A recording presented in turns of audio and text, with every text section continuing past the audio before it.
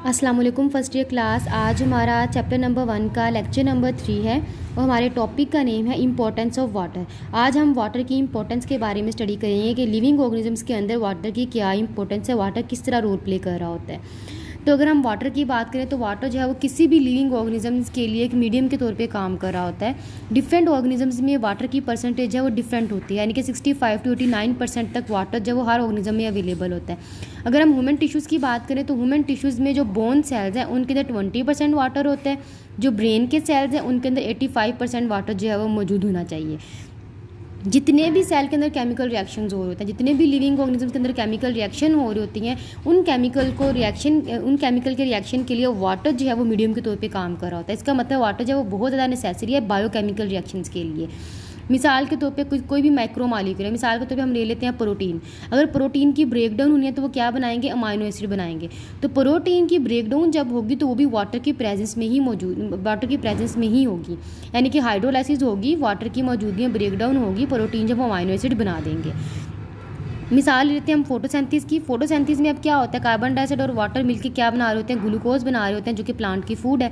अब यहाँ पर वाटर जो है वो रॉ मटेरियल के तौर पे यूज़ हो रहा है। रॉ मटेरियल किसे कहते हैं, जो एक्सेस क्वांटिटी में मौजूद होता है, जो इजीली अवेलेबल होता है। अब प्लांट क्या करते हैं, सॉइल से इजीली वाटर को अपटेक कर रहे होती हैं, तो इसीलिए हम इसको कहते हैं कि वाटर जो है ये रॉ मटेरियल है फोटोसिंथेसिस के लिए। नेक्स्ट हम बात करते हैं कोवेलेंट सॉल्वेंट प्रॉपर्टीज़ की, कि अगर हम वाटर की बात करें, वाटर जो है ये सॉल्वेंट है, इसकी प्रॉपर्टीज़ के बारे में बात करें तो जितने भी पोलर सब्सटेंसेस होते हैं, ऐसे सब्सटेंसेस जो अपने पॉजिटिव और नेगेटिव आयंस में कन्वर्ट हो जाती हैं, ठीक है, जो आयंस देती हैं अपने जितने भी पोलर सब्सटेंसेस होते हैं, उनके लिए वाटर जो है वो एक्सीलेंट सॉल्वेंट के तौर पर काम करता है। क्योंकि वाटर के अंदर ये एबिलिटी है कि जब कोई भी सब्सटेंस इसके अंदर आके डिजोल्व होगा अपने आयंस में कन्वर्ट हो जाएगा। हम आयनिक सब्सटेंसेस की बात करते हैं। जब कोई भी आयनिक सब्सटेंस वाटर के अंदर डालेंगे तो फ़ौरन से डिज़ोल्व हो जाता है, वो विजिबल नहीं होता, नज़र नहीं आता। मिसाल के तौर पे हम कोई भी आयनिक सब्सटेंस ले लेते हैं, हम NaCl ले लेते हैं। अब NaCl क्या है, Na पे पॉजिटिव चार्ज है और Cl पे नेगेटिव चार्ज होता है। अब जैसे ही NaCl को हम वाटर के अंदर डिज़ोल्व करेंगे, NaCl, ठीक है, अब इसको जब हम वाटर के अंदर डिज़ोल्व करेंगे तो यहाँ पर सोडियम आयन जो है वो पॉजिटिव हो जाएगा, क्लोरीन जो है वो नेगेटिव आयन हो जाएगा। तो ये अपने आयन्स में बदल जाएंगे और फ़ौरन से डिज़ोल्व हो जाएंगे, जो हमें नज़र नहीं आएंगे। अगर हम नॉन आयनिक सब्सटेंसेस की बात करें, यानी कि ऐसे सब्सटेंसेस जो मुकम्मल तौर पे पॉजिटिव और नेगेटिव आयन में नहीं बदलते, बल्कि उन पे पार्शियल पॉजिटिव और पार्शियल नेगेटिव आयन होते हैं, तो ऐसे सब्सटेंसेस ये अगर इनको हम वाटर में मिक्स करें, वाटर में डिज़ोल्व करें, तो ये वाटर में डिज़ोल्व तो हो जाएंगे लेकिन ये नज़र आएंगे। इसका मतलब है ये डिस्पर्स्ड होंगे। जैसे कि डिस्प्रीन है, ये नॉन आयनिक सब्सटेंसेस में आते हैं। अगर आप इसको वाटर में डिज़ोल्व करो तो वाटर में हल तो हो जाएगी लेकिन उसके ज़रात हमें नज़र आते रहते हैं। तो ये नॉन आयनिक सब्सटेंसेस है वाटर में क्या होते हैं, वो डिस्पर्स्ड हो जाती हैं। जो आयनिक सब्सटेंसेस होते हैं वो डिसोसिएट हो जाते हैं, इनके डिज़ोल्व हो जाते हैं। When in a solution ions and molecules move randomly। अब जब किसी भी सोल्यूशन को हमने वाटर के अंदर डाला है, किसी भी सब्सटेंस को वाटर के अंदर डाला है, वो अपने पॉजिटिव और नेगेटिव आयंस में बदल गए हैं। अब जब वो अपने आयंस में बदले हैं तो उनके अंदर अब एबिलिटी ज़्यादा होगी कि वो किसी भी एलिमेंट के साथ रिएक्शन कर सकते हैं, यानी कि उनके अंदर उनको फेवरेबल इन्वायरमेंट मिल गया है, वो किसी भी एलिमेंट के साथ जाके रिएक्ट कर सकते हैं। तो जो जितने भी केमिकल रिएक्शन है सेल के अंदर, उनको अपने रिएक्शन करने के लिए एक्वस मीडिया रिक्वायर होता है, उनको वाटर की बहुत ज़्यादा ज़रूरत पड़ती है। मिसाल के तौर पर अगर एंजाइम उन्होंने रिएक्शन करना है, उन्होंने रिएक्शन को स्टार्टअप करवाना है, तो वो एंजाइम को वर्किंग के लिए भी वाटर ही रिक्वायर होगा, एक्वस इन्वायरमेंट रिक्वायर होगा।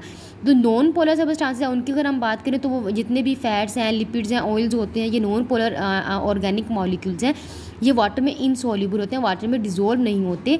इसीलिए ये सब्सटेंसेस जो है वो सेल का स्ट्रक्चर बनाने में हेल्प कर रहे होते हैं, सेल की मेम्ब्रेन्स बनाने में हेल्प कर रहे होते हैं, क्योंकि ये वाटर में इनसॉल्युबल होते हैं। नेक्स्ट हम बात करते हैं हीट कैपेसिटी के। वाटर की हीट कैपेसिटी की अगर हम बात करें कि हीट कैपेसिटी कहते किसी हैं कि कोई भी सब्सटेंस अगर हम उसके टेम्परेचर को चेंज कर दें, अगर हम उसका temperature 1 degree centigrade temperature change करते हैं, उस चेंज टेम्परेचर के अंदर उसके अंदर कितनी एबिलिटी है कि वो अपने अंदर हीट को एब्जॉर्ब करवा सकता है, तो वो क्या कहलाएगी, उसकी हीट कैपेसिटी कहलाएगी। फॉर एग्जाम्पल हम वाटर की बात करें तो वाटर जो है उसकी हीट कैपेसिटी क्या होगी कि अगर हम वाटर का टेम्परेचर चेंज कर रहे हैं, 1 डिग्री सेंटीग्रेड टेम्परेचर अगर हमने उसका चेंज किया है, तो उस टेम्परेचर चेंज करने की वजह से वो जितनी हीट को अपने अंदर एब्जॉर्ब करा है, हीट क्या है, एनर्जी की एक फॉर्म है, ठीक है, जैसे काइनेटिक एनर्जी कह लें, तो हीट क्या एनर्जी की एक फॉर्म है, तो वो कितनी उसके अंदर कैपेसिटी है कि वो उस हीट को, उस एनर्जी को अपने अंदर एब्जॉर्ब करवा सकता है, ठीक है ना। मिसाल के तौर पर वाटर का बॉइलिंग पॉइंट 100 डिग्री सेंटीग्रेड है। अगर टेम्परेचर हम 99-98 पे रखेंगे तो इसका मतलब है इस टेम्परेचर के ऊपर वाटर जब उसकी हीट कैपेसिटी ज़्यादा है वो अपने अंदर हीट को अभी भी एब्जॉर्ब करवा सकता है, मैक्सिमम हीट को एब्जॉर्ब करवा सकता है। जितना टेम्परेचर आप राइज़ करते जाएंगे उतनी उसकी हीट कैपेसिटी जब वो कम होती जाएगी कि उसके अंदर अब और एनर्जी स्टोर करने की कैपेसिटी नहीं है। जब वो और एनर्जी को स्टोर करने की कोशिश करेंगे तो वो बॉन्ड्स जो हैं वो ब्रेक हो जाएंगे, और बॉन्ड्स जब ब्रेक होंगे तो वाटर जब वो बॉयल होना शुरू हो जाता है उसके मॉलिक्यूल जो हैं वो वॉल्स के साथ टकराना शुरू हो जाते हैं। तो ये अंडरस्टैंड कर लिया आपने हीट कैपेसिटी में क्या चीज़ होती है। तो अगर हम हीट कैपेसिटी की डेफिनेशन करें, वाटर की हीट कैपेसिटी की बात करें तो number of calories require to raise the temperature of 1 gram of water from 15 to 16 degree centigrade temperature.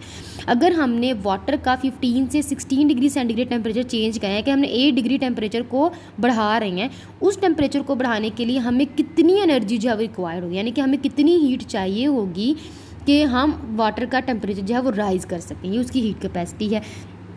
इसीलिए वाटर जो है वो स्टेबलाइज़र के तौर पे काम कर रहा होता है, यानी कि अगर किसी भी बॉडी किसी भी जगह का टेम्परेचर राइज़ हो जाएगा तो उस टेम्परेचर को कम करने के लिए हम उसमें वाटर ऐड कर देंगे। तो वाटर क्या करता है, उस राइज टेम्परेचर में सारी हीट को अपने अंदर एब्जॉर्ब करता है, एनर्जी को एब्जॉर्ब कर लेता है, तो उसका टेम्परेचर जो है वो गिरा देता है। मिसाल के तौर पर अब गर्मियाँ हैं, गर्मियों में टेम्परेचर हमारा राइज़ कर जाता है तो हमारे अंदर बॉडी के अंदर जितना भी वाटर होता है वो एवापोरेट होकर हमारी स्किन के ऊपर आ जाता है और कूलिंग इफेक्ट प्रोड्यूस करता है। इसका मतलब ये है कि वाटर जो है उस हाई टेम्परेचर के अंदर कूलिंग इफेक्ट क्रिएट कर रहा होता है, उस टेम्परेचर को स्टेबल करने में हेल्प कर रहा होता है। इसीलिए वाटर जो है वो स्टेबलाइजर के तौर पे काम कर रहा होता है हमारे लिविंग ऑर्गेनिजम्स को जितना भी इन्वायरमेंट में चेंज आ रहा था, थर्मल चेंज आ रहा था, उसके नुकसान से बचाता है।